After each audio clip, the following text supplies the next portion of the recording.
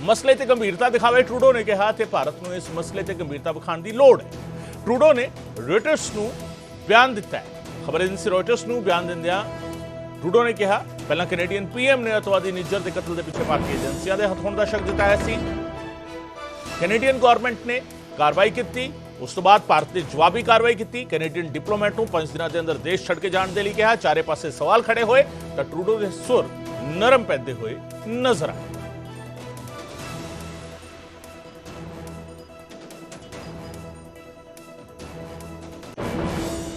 As I've said, India, the government of India, needs to take this matter with the utmost seriousness. We are doing that. We are not looking to provoke or escalate. We are simply laying out the facts as we understand them, and we want to work with the government of India to lay everything clear and to ensure that there is proper process. One of the things that is so important today is that India and the government of India takes seriously this matter. It is extremely serious, and it has far-reaching consequences in international law and otherwise. For Canada, as I said yesterday, we're going to remain calm. We're going to remain grounded in our democratic principles and values. We're going to follow the evidence and make sure that the work is done to hold people to account. Why did you go public with this now? Over the course of the summer, we have been working closely with our intelligence agencies who are moving forward in their analysis. We wanted to make sure that we had solid grounding in understanding what was going on in analysis and indeed in facts. We wanted to make sure we were taking the time to talk with our allies, to share what we knew. We wanted to make sure that we fully shared with the government of India the seriousness and the depths of our preoccupations and indeed conclusions. But Canadians have a right to know and need to know when things are going on like this, and that's why we made the decision. So Justin Trudeau जिस तरीके अपने सुर बदलते हुए नजर आ रहे हैं, साफ कह रहे हैं कि असं प्रोवोक नहीं कर रहे इंडियन गवर्नमेंट को, पर असी ये जरूर चाहते हैं कि इस मामले को गंभीरता के नाल सरकार लवे। पर इस तो पहला इस मामले में होया की कुछ है, कैनेडा के बयान किस तरीके सामने आए, रिपोर्ट पे।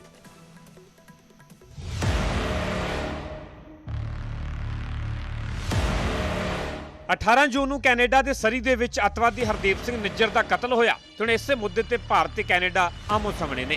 ਕੈਨੇਡਾ ਦੇ ਪ੍ਰਧਾਨ ਮੰਤਰੀ ਜਸਟਿਨ ਟਰੂਡੋ ਨੇ ਉੱਥੇ ਦੀ ਸੰਸਦ ਦੇ ਵਿੱਚ ਬੋਲਦਿਆਂ ਭਾਰਤ ਤੇ ਗੰਭੀਰ ਇਲਜ਼ਾਮ ਲਗਾ ਦਿੱਤੇ। ਇੱਥੋਂ ਤੱਕ ਕਹਿ ਦਿੱਤਾ ਕਿ ਹਰਦੀਪ ਸਿੰਘ ਨਿੱਜਰ ਦੇ ਕਤਲ ਦੇ ਵਿੱਚ ਭਾਰਤ ਦਾ ਹੱਥ ਹੋ ਸਕਦਾ ਹੈ ਤੇ ਬੁਖਲਾਹਟ ਦੇ ਵਿੱਚ ਆਏ ਕੈਨੇਡੀਅਨ ਪੀਐਮ ਨੇ ਇੰਡੀਅਨ ਡਿਪਲੋਮੈਟ ਨੂੰ ਵੀ ਕੈਨੇਡਾ ਤੋਂ ਬਾਹਰ ਕਰ ਦਿੱਤਾ ਤੇ ਸਦਨ ਨੂੰ ਸੰਬੋਧਨ ਕਰਦਿਆਂ ਕਿਹਾ ਕਿ ਕੈਨੇਡਾ ਦੀ ਧਰਤੀ ਤੇ ਕੈਨੇਡੀਅਨ ਨਾਗਰਿਕ ਦੀ ਹੱਤਿਆ ਦੇ ਵਿੱਚ ਕਿਸੇ ਵੀ ਵਿਦੇਸ਼ੀ ਸਰਕਾਰ ਦੀ ਸ਼ਮੂਲੀਅਤ ਸਾਡੇ ਦੇਸ਼ ਦੀ ਪ੍ਰਭੂਸੱਤਾ ਦੀ ਉਲੰਘਣਾ ਹੈ।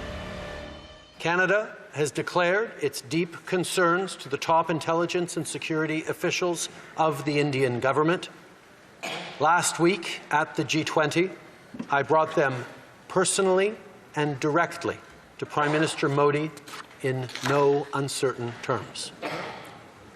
Any involvement of a foreign government in the killing of a Canadian citizen on Canadian soil is an unacceptable violation of our sovereignty. ਸਿਰਫ ਜਸਟਿਨ ਟਰੂਡੋ ਹੀ ਨਹੀਂ, ਕੈਨੇਡਾ ਦੇ ਵਿਦੇਸ਼ ਮੰਤਰੀ ਮਿਲਾਨੀ ਜੋਲੀ ਵੀ ਸਾਹਮਣੇ ਆਏ ਤੇ ਸਪਸ਼ਟ ਕੀਤਾ ਕਿ ਵਿਦੇਸ਼ੀ ਦਖਲ-ਅੰਦਾਜ਼ੀ ਨੂੰ ਬਰਦਾਸ਼ਤ ਨਹੀਂ ਕੀਤਾ ਜਾਵੇਗਾ। Clear, we will not tolerate any form of foreign interference. Since this was brought to our attention, we've been guided by 3 principles. The first one, we will seek the truth. The second one, we will protect Canadians at all times. And thirdly, we will protect Canada's sovereignty.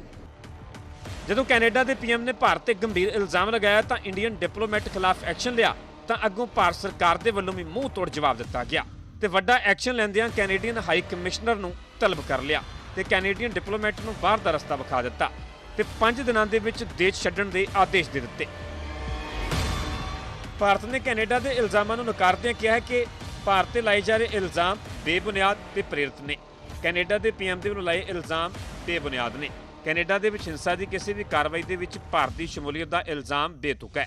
ਖਾਲਿਸਤਾਨੀ ਅੱਤਵਾਦੀਆਂ ਤੋਂ ਧਿਆਨ ਹਟਾਉਣ ਦੀ ਕੋਸ਼ਿਸ਼ ਕੀਤੀ ਜਾ ਰਹੀ ਹੈ। Canada ਦੇ ਵਿੱਚ ਖਾਲਿਸਤਾਨੀ ਅੱਤਵਾਦੀਆਂ ਨੂੰ ਪਨਾਹ ਦਿੱਤੀ ਜਾ ਰਹੀ ਹੈ। ਭਾਰਤ ਵਿਰੋਧੀ ਤੱਤਾਂ ਦੇ ਖਿਲਾਫ ਕੈਨੇਡਾ ਸਖਤ ਕਾਨੂੰਨੀ ਕਾਰਵਾਈ ਕਰੇ। ਕੈਨੇਡਾ ਤੋਂ ਖਾਲਿਸਤਾਨੀ ਅੱਤਵਾਦੀ ਦੇਸ਼ ਦੀ ਪ੍ਰਭੂਸੱਤਾ ਤੇ ਖੇਤਰੀ ਅਖੰਡਤਾ ਦੇ ਲਈ ਖਤਰਾ ਹੈ। ਖਾਲਿਸਤਾਨੀ ਅੱਤਵਾਦੀਆਂ ਦੇ ਮੁੱਦੇ ਤੇ ਕੈਨੇਡੀਅਨ ਸਰਕਾਰ ਦੀ ਅਣਗਹਿਲੀ ਚਿੰਤਾ ਦਾ ਵਿਸ਼ਾ ਹੈ। ਕੈਨੇਡਾ ਦੇ ਸਿਆਸਤਦਾਨਾਂ ਦੇ ਵੱਲੋਂ ਅੱਤਵਾਦੀਆਂ ਪ੍ਰਤੀ ਹਮਦਰਦੀ ਪ੍ਰਗਟ ਕਰਨਾ ਚਿੰਤਾ ਦਾ ਵਿਸ਼ਾ ਹੈ। ਕੈਨੇਡਾ ਦੇ ਵਿੱਚ ਕਤਲ, ਮਨੁੱਖੀ ਤਸਕਰੀ ਅਤੇ ਸੰਗਠਿਤ ਅਪਰਾਧ ਸਮੇਤ ਕਈ ਗੈਰ ਕਾਨੂੰਨੀ ਗਤੀਵਿਧੀਆਂ ਨੂੰ जगह देनी नवी गल नहीं। अगर वह पिछवाड़े में सांप पालेंगे तो अंधकथवा उन्हीं को डसेंगे और वह सोचते हैं कि इन लोगों का समर्थन देकर या ऐसे लोग वहाँ पर कनाडा में रहकर कोई खालिस्तान की बात करके खालिस्तान प्राप्त करेंगे, ऐसा होने वाला नहीं। भारत में तो खालिस्तान का कोई जिक्र भी नहीं। हाँ, अगर वो कनाडा में से कोई टुकड़ा देना चाहते हो खालिस्तान का, दें, उनकी इच्छा है, परंतु ये अपेक्षा करें कि भारत इनकी इन सब धमकियों से या इनके इस व्यवहार से दब जाएगा, उनकी गलतफहमी है। ਜ਼ਿਕਰਯੋਗ ਹੈ ਕਿ ਅੱਤਵਾਦੀ Hardeep Singh Nijjar Canada based Khalistan tiger force ਦਾ ਚੀਫ ਸੀ। KTF ਮੋਡਿਊਲ ਦੇ ਮੈਂਬਰਾਂ ਨੂੰ ਟ੍ਰੇਨਿੰਗ ਅਤੇ ਵਿੱਤੀ ਮਦਦ ਦੇ ਵਿੱਚ ਸ਼ਾਮਲ ਸੀ। NIA ਦੀ ਸੂਚੀ ਦੇ ਵਿੱਚ ਵਾਂਟਡ ਸੀ, ਜਿਸ ਤੇ ਭਾਰਤ ਸਰਕਾਰ ਨੇ 10 ਲੱਖ ਰੁਪਏ ਦਾ ਇਨਾਮ ਰੱਖਿਆ ਹੋਇਆ ਸੀ। ਕੈਨੇਡਾ ਤੋਂ ਭਾਰਤ ਦੇ ਵਿੱਚ ਕਈ ਵਾਰਦਾਤਾਂ ਨੂੰ ਅੰਜਾਮ ਦੇ ਚੁੱਕਾ ਹੈ। ਪੰਜਾਬ ਦੇ ਟਾਰਗੇਟ ਕਿਲਿੰਗ ਦੀਆਂ ਵਾਰਦਾਤਾਂ ਨੂੰ ਵੀ ਅੰਜਾਮ ਦਿੱਤਾ ਗਿਆ, ਜੋ ਜਲੰਧਰ ਦੇ ਵਿੱਚ ਸਾਲ 2021 ਦੇ ਵਿੱਚ ਹੋਏ ਪੁਜਾਰੀ ਕਮਲਦੀਪ ਦੇ ਕਤਲ ਦਾ ਮਾਸਟਰਮਾਈਂਡ ਸੀ, ਜਿਸ ਦੇ ਵੱਲੋਂ ਡੇਰਾ ਸਮਰਥਕ ਮਨੋਹਰ ਲਾਲ ਦਾ ਵੀ ਕਤਲ ਕਰਵਾਇਆ ਗਿਆ। Bureau report, news 18 Punjab. So ਇਹ ਪੂਰੇ ਦਾ ਪੂਰਾ ਘਟਨਾਕ੍ਰਮ ਸੀਗਾ, ਜਿਸ ਤੋਂ ਬਾਅਦ ਬਿਆਨਬਾਜ਼ੀਆਂ ਦਾ ਦੌਰ ਸ਼ੁਰੂ ਹੋਇਆ ਔਰ ਬਿਆਨਬਾਜ਼ੀਆਂ ਦੇ ਦੌਰ ਦੇ ਵਿਚਾਲੇ ਹੁਣ ਕੈਨੇਡਾ ਦੇ ਪ੍ਰਧਾਨ ਮੰਤਰੀ ਦੇ ਸੁਰ ਨਰਮ ਪੈਂਦੇ ਨਜ਼ਰ ਆ ਰਹੇ ਨੇ। ਉਧਰ ਕੈਨੇਡਾ ਦੇ ਪ੍ਰਧਾਨ ਮੰਤਰੀ ਦੇ ਵੱਲੋਂ ਦਿੱਤੇ ਗਏ ਬਿਆਨ ਨੂੰ ਲੈ ਕੇ ਭਾਰਤ ਦੀ ਸਿਆਸਤ ਵੀ ਗਰਮਾਈ ਹੋਈ ਹੈ ਤੇ ਟਰੂਡੋ ਦੇ इस बयान को लेकर वक-वक प्रतिक्रम सामने आ रहे हैं। कनाडा के प्रधानमंत्री और वहां के विदेश मंत्री ने सदन के अंदर तथ्यविहीन और हास्यास्पद बयान दिया है, वो निंदनीय है। भारत के अंदर सभी जातियां, धर्म, पंथ के लोग मिलजुल कर कानून के शासन के मुताबिक काम करते हैं, इसलिए कनाडा को भारत विरोधी शक्तियों को आश्रय जो दिया है वो गलत है। उन्हें तथ्यहीन कोई भी ऐसी बातचीत नहीं करनी चाहिए। बहुत सीरीयस एलीगेशन है, ਇਹਦੇ ਨਾਲ ਦੇਸ਼ ਦੀ ਰੈਪੂਟੇਸ਼ਨ ਜਿਹੜੀ ਹੈ ਉਹ ਸਾਰੀ ਦੁਨੀਆ ਦੇ ਵਿੱਚ ਖਰਾਬ ਹੁੰਦੀ ਔਰ ਸਾਡੇ ਪ੍ਰਧਾਨ ਮੰਤਰੀ ਜੀ ਨੂੰ ਚਾਹੀਦਾ ਹੈ ਕਿ ਸਾਰੀ ਸਥਿਤੀ ਜਿਹੜੀ ਹੈ ਉਹ ਦੇਸ਼ ਦੇ ਸਾਹਮਣੇ, ਦੁਨੀਆ ਦੇ ਸਾਹਮਣੇ ਉਹਨਾਂ ਨੂੰ ਅੱਜ ਰੱਖਣੀ ਚਾਹੀਦੀ, ਕਿਉਂਕਿ ਜੇ ਉਸ ਪਾਸਿਓਂ ਪ੍ਰਧਾਨ ਮੰਤਰੀ ਆਪ ਪਾਰਲੀਮੈਂਟ ਦੇ ਵਿੱਚ ਬੋਲ ਰਹੇ ਆ ਤੇ ਸਾਡੇ ਵੀ ਅਸੀਂ ਚਾਹਾਂਗੇ ਕਿ ਸਾਡੇ ਪ੍ਰਧਾਨ ਮੰਤਰੀ ਨਰਿੰਦਰ ਮੋਦੀ ਜੀ ਦੇਸ਼ ਦੀ ਪਾਰਲੀਮੈਂਟ ਦੇ ਵਿੱਚ ਇਸ ਸੰਬੰਧ ਦੇ ਵਿੱਚ ਸਾਰਾ ਵਿਸਤਾਰ ਉਹਨਾਂ ਨੂੰ ਦੱਸਣਾ ਚਾਹੀਦਾ, ਕਿਉਂਕਿ ਇਹੋ ਜਿਹੀਆਂ ਗੱਲਾਂ ਦੇ ਨਾਲ ਜਿਹੜੇ ਆਪਸੀ ਰਿਲੇਸ਼ਨਸ ਵੀ ਇਫੈਕਟ ਹੁੰਦੇ ਆ। ਜੋ ਵੀ ਤੱਥ ਹੈ ਨੇ ਸਹੀ, ਉਹ ਦੁਨੀਆ ਦੇ ਸਾਹਮਣੇ ਸਾਡੇ ਪ੍ਰਧਾਨ ਮੰਤਰੀ ਜੀ ਨੂੰ ਰੱਖਣੇ ਚਾਹੁੰਦੇ ਆ। बिना इंक्वायरी, बिना गलबात कीते and such a big statement तुसी चुप करके देती है। इस तरह भारत नहीं करता है, इस तरह की कोई गल नहीं है। तुसी दसो किन्ना कारना करके ये जेड़े मर्डर होया जां की होया, भारत ने कदे ऐसा नहीं किया, देश हिंदुस्तान ने कदे नहीं ऐसा किया। और जस्टिन ट्रूडो नूं देश के प्रधानमंत्री है, असीं उन्हां दी इज्जत ते सत्कार करते हैं। बिल्कुल इस तरह का बयानबाजी कोई शोभा नहीं दिंदी किसी देश दूसरे। उधर अतवादी हरदीप निज्जर के कतल ते ट्रूडो के वालों लाए गए इल्जामों तो बाद देश की पंथक सियासत भी पखी हुई है, सिख सियासत गरमाई हुई है। SCPC ने इसनूं गंभीर मसला दस्सिया तो दिल्ली गुरुद्वारा कमेटी ने इसनूं कैनेडा की अंदरूनी सियासत के नाल जोड़िया। ਅਸੀਂ ਚਾਹਾਂਗੇ ਕਿ ਦੇਸ਼ ਤੇ ਵਿਦੇਸ਼ ਵਿੱਚ ਬੈਠੇ ਸਿੱਖ ਇਸ ਨੂੰ ਗੰਭੀਰਤਾ ਨਾਲ ਲੈਣ। ਸ਼੍ਰੋਮਣੀ ਗੁਰਦੁਆਰਾ ਪ੍ਰਬੰਧਕ ਕਮੇਟੀ ਇਸ ਮਾਮਲੇ ਦੇ ਵਿੱਚ ਪੂਰਨ ਤੌਰ ਤੇ ਫਿਕਰਮੰਦ ਹੈ ਤੇ ਦੇਸ਼ ਦੀ ਜਿਹੜੀ ਸਰਕਾਰ ਹੈ ਉਹਦੇ ਤੱਕ ਇਹਨਾਂ ਆਈਆਂ ਖਬਰਾਂ ਦਾ ਜਿਹੜਾ ਜਵਾਬ ਮੰਗਣ ਵਾਸਤੇ ਅਸੀਂ ਆਉਣ ਵਾਲੇ ਦਿਨਾਂ ਦੇ ਵਿੱਚ ਇਹ ਇੱਕ ਪੱਤਰਾਚਾਰ ਦੇਸ਼ ਦੀ ਸਰਕਾਰ ਨੂੰ जरूर करांगे। मुझे लगता है ये कहीं ना कहीं दबाव की नीति चल रही है, क्योंकि इलेक्शंस का दौर है और कनाडा में भी इलेक्शंस होने जा रहे हैं। सो उस वहाँ पर बहुत बड़ी गिनती में जो है वो ऐसे लोग जो एक्टिविस्ट पुराने समय के रहे हैं, उनका बहुत बड़ा एक इस वक्त संगठन वहाँ काम कर रहा है और उसके अधीन कहीं ना कोई ये बात हुई है और मुझे लगता है कि ये कोई अच्छे उधर PM ट्रूडो के वालों दिए गए बयान के सवाल करदियां कांग्रेस MP रवनीत बिट्टू ने कहा कि हरदीप निज्जर वर्गे लोगों ने कैनेडा के गुरु घरां ते कब्जा किया होया सी ते गुरु घर दा पैसा वो ट्रूडो की पार्टी नूं दिंदे सन। इस दे लई ट्रूडो अजिहे बयान दे रहे हैं, जबकि MP सिमरनजीत सिंह मान ने कहा कैनेडा के प्रधानमंत्री का बयान खतरनाक है पर सच है। ਜਿੰਨੇ ਪੰਜਾਬ ਦੇ ਜਾਂ ਹੋਰ ਵੀ ਜਿੰਨੇ ਗੈਂਗਸਟਰ ਨੇ ਬੜੇ, ਉਹ ਸਾਰਿਆਂ ਨੂੰ ਪਨਾਹ ਕਿੱਥੇ ਦਿੱਤੀ ਹੋਈ ਆ? ਕੈਨੇਡਾ ਦੇ ਵਿੱਚ। ਤੇ ਇਹਨਾਂ ਦੀ ਆਪਸ ਵਿੱਚ ਉੱਥੇ ਲੜਾਈ ਆ ਜਿਹੜੀ ਡਰੱਗ ਦੀ, ਜਾਂ ਸਾਡੇ ਪਵਿੱਤਰ ਗੁਰਦੁਆਰਾ ਸਾਹਿਬ ਉਹਨਾਂ ਦੇ ਕਬਜ਼ੇ ਕੀਤੇ ਹੋਏ ਇਹਨਾਂ ਨੇ। ਲੋਕਾਂ ਨੇ ਤਾਂ ਗੁਰੂ ਗ੍ਰੰਥ ਸਾਹਿਬ ਜਿੱਥੇ ਨੇ ਉੱਥੇ ਜਾਣਾ ਸ਼ਰਧਾ ਨਾਲ, ਪਰ ਉਹਨਾਂ ਦੇ ਉੱਤੇ ਜਿਹੜੇ ਪ੍ਰਧਾਨ ਨੇ ਉਹ ਨਿੱਜਰ ਵਰਗੇ ਗੁੰਡੇ ਬਣੇ ਹੋਏ ਨੇ, ਤੇ ਉੱਥੇ ਦਾ ਪੈਸਾ ਵੀ ਆ ਜਿਹੜਾ ਸਾਰੇ ਦਾ ਸਾਰਾ ਉਹ ਵੀ ਟਰੂਡੋ ਵਰਗੇ ਦੀ ਪਾਰਟੀ ਨੂੰ ਜਾਂਦਾ, ਉਹ ਉਹਨੂੰ ਤਕਲੀਫ ਆ। कनाडा को मिनी पंजाब कहा जाता है कि काफ़ी लोग पंजाब से या भारत के अलग अलग कोने से कनाडा जाते हैं, वहाँ पे बसे हुए हैं। ऐसे में इस घटना के बाद दोनों देशों के रिश्तों की क्या आप समझ सकते हैं कि दोनों के दो देशों के जो रिश्ते हैं वो ख़राब होते हुए नज़र आ रहे हैं? रिश्ता तो बहुत ख़राब होगा, क्यों करके सबसे सीनियर अफसर जो मामले का है इंटेलिजेंस का, ओटावा जो उनकी राजधानी है कनाडा की, उधर से बाहर निकाल दिया गया है इंडिया का, और इंडिया ने भी इधर कनाडा का कोई सफ़ीर उसको निकाल दिया गया है। तो ये मामला मेरा ख्याल यूनाइटेड नेशंस में भी जाएगा, और क्यों करके कनाडा में ये हत्या हुई है तो अमेरिका और ब्रिटानिया, न्यूजीलैंड और ऑस्ट्रेलिया जिनके साथ कनाडा का अलायंस है वो बहुत इसको संजीदगी के साथ इसको। ਤੇ ਉਧਰ ਭਾਰਤ ਦੇ ਨਾਲ ਵਿਵਾਦ ਦੇ ਵਿਚਾਲੇ ਕੈਨੇਡਾ ਦੀ ਆਪਣੇ ਨਾਗਰਿਕਾਂ ਦੇ ਲਈ ਐਡਵਾਈਜ਼ਰੀ ਸਾਹਮਣੇ ਆਈ ਹੈ। ਜੰਮੂ ਕਸ਼ਮੀਰ ਦੀ ਯਾਤਰਾ ਕਰਨ ਤੋਂ ਬਚੋ, ਕੈਨੇਡਾ ਨੇ ਕਿਹਾ ਹੈ। ਪੰਜਾਬ, ਰਾਜਸਥਾਨ ਤੇ ਗੁਜਰਾਤ ਦੀ ਯਾਤਰਾ ਤੋਂ ਵੀ ਬਚੋ। ਭਾਰਤ ਦੇ ਵਿੱਚ ਪਾਕਿਸਤਾਨ ਦੇ ਨਾਲ ਲੱਗਦੇ ਖੇਤਰਾਂ ਦੇ ਵਿੱਚ ਯਾਤਰਾ ਨਾ ਕਰੋ, ਕੈਨੇਡਾ ਨੇ ਕਿਹਾ। ਪਾਕਿਸਤਾਨ ਦੇ ਨਾਲ ਲੱਗਦੇ 10 ਕਿਲੋਮੀਟਰ ਦੇ ਖੇਤਰਾਂ ਦੇ ਵਿੱਚ ਯਾਤਰਾ ਤੋਂ ਬਚਿਆ ਜਾਵੇ। ਕੈਨੇਡਾ ਨੇ ਸੁਰੱਖਿਆ ਕਾਰਨਾਂ ਦਾ ਹਵਾਲਾ ਦਿੱਤਾ। ਜੰਮੂ ਕਸ਼ਮੀਰ ਦੇ ਵਿੱਚ ਅੱਤਵਾਦ, ਕੱਟੜਵਾਦ, ਨਾਗਰਿਕ ਅਸ਼ਾਂਤੀ ਤੇ ਕਿਡਨੈਪਿੰਗ ਦਾ ਖਤਰਾ ਹੈ।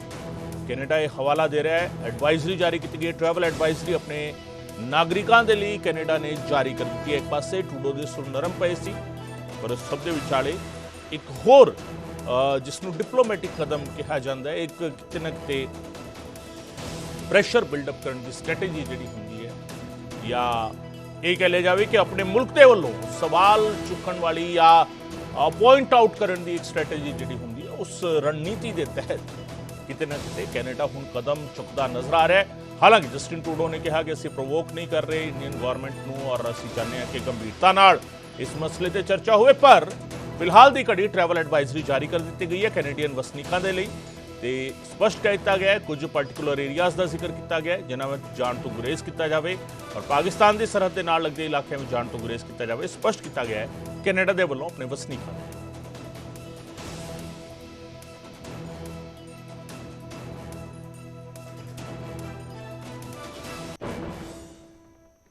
ਉਧਰ ਲੋਕ ਸਭਾ ਦੇ ਵਿੱਚ ਨਾਰੀ ਸ਼ਕਤੀ ਵੰਦਨ ਬਿੱਲ ਤੇ ਅੱਜ ਬਹਿਸ ਹੋਵੇਗੀ। ਸਰਕਾਰ ਦੇ ਵੱਲੋਂ ਅੱਜ ਹੀ ਬਿੱਲ ਨੂੰ ਪਾਸ ਕਰਾਉਣ ਦੀ ਕੋਸ਼ਿਸ਼ ਹੋਵੇਗੀ। ਨਵੇਂ ਬਿੱਲ ਦੇ ਮੁਤਾਬਿਕ ਲੋਕ ਸਭਾ ਦੇ ਵਿੱਚ ਮਹਿਲਾਵਾਂ ਦੇ ਲਈ 181 ਸੀਟਾਂ ਰਿਜ਼ਰਵ ਹੋ ਜਾਣਗੀਆਂ। ਵਿਧਾਨ ਸਭਾਵਾਂ ਦੇ ਵਿੱਚ ਵੀ 33% ਸੀਟਾਂ ਰਾਖਵੀਆਂ ਹੋਣਗੀਆਂ। ਕੱਲ ਕਾਨੂੰਨ ਮੰਤਰੀ ਅਰਜੁਨ ਰਾਮ ਮੇਘਵਾਲ ਨੇ ਬਿੱਲ ਪੇਸ਼ ਕੀਤਾ ਸੀ। ਨਾਰੀ ਸ਼ਕਤੀ ਵੰਦਨ ਬਿੱਲ ਤੇ ਲੋਕ ਸਭਾ ਦੇ ਵਿੱਚ ਭਾਰੀ ਹੰਗਾਮਾ ਹੋਇਆ। ਮਹਿਲਾ ਰਾਖਵਾ ਕਰਨ ਦੀ ਮਿਆਦ 15 ਸਾਲ ਦੀ ਹੋਵੇਗੀ। 15 ਸਾਲਾਂ ਬਾਅਦ ਪਾਰਲੀਮੈਂਟ ਮੁੜ ਵਿਚਾਰ ਕਰੇਗੀ, ਅਰਜੁਨ ਰਾਮ ਮੇਘਵਾਲ ਨੇ ਕਿਹਾ। ਲੋਕ ਸਭਾ ਦੇ ਵਿੱਚ ਮਹਿਲਾਵਾਂ ਦੇ ਲਈ 181 ਸੀਟਾਂ ਰਿਜ਼ਰਵ ਹੋਣਗੀਆਂ। ਮਹਿਲਾ ਸਸ਼ਕਤੀਕਰਨ ਬਿੱਲ, ਜਿਸ ਨੂੰ ਨਾਰੀ ਸ਼ਕਤੀ ਵੰਦਨ ਬਿੱਲ ਨਾ ਦਿੱਤਾ ਗਿਆ ਹੈ, ਤੇ ਮਹਿਲਾਵਾਂ ਦੇ ਰਾਖਵੇਂਕਰਨ ਦੀ ਇਹ ਗੱਲ ਕਰਦਾ ਹੈ।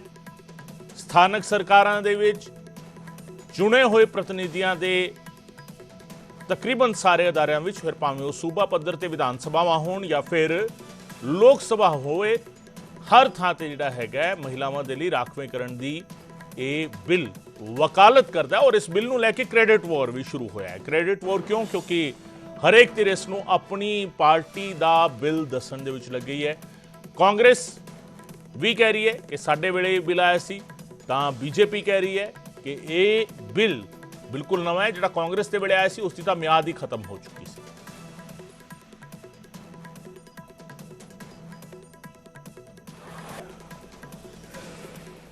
महिलाओं को अधिकार देने का, महिलाओं की शक्ति का उपयोग करने का वो काम, शायद ईश्वर ने ऐसे कई पवित्र काम के लिए मुझे चुना है।